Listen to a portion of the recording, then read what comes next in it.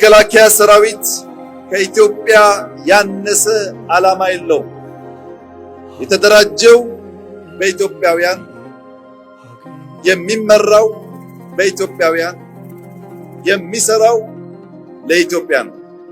የሀገር መከላከያ ሰራዊት ስንኖር ኢትዮጵያዊ፣ ስንሞት ኢትዮጵያ የተባለው ሐሳብ በግልጽ የሚገልጸው ተቋም ነው። እኛ ስንኖር ኢትዮጵያዊ፣ ስንሞት ኢትዮጵያ መሆን የመረጥን የሀገር መከላከያ ሰራዊቶች ምርጫችን ትክክለኛ ነው።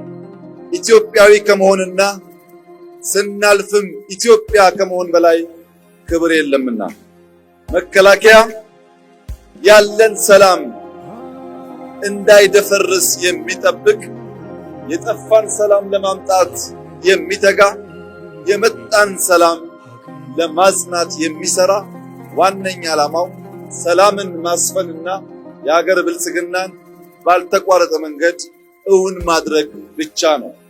መከላከያ ማለት ለብዙ ሀገራት ሰላም የሰራ መስዋዕትነት የከፈለ እጅግ የተከበረ ተቋም ስለሆነ ይህን ክብሩን ለማስቀጠልና ለልጆቹ ለማሸጋገር እንዲችል ዘመንን መዋጀት ያስፈልጋል።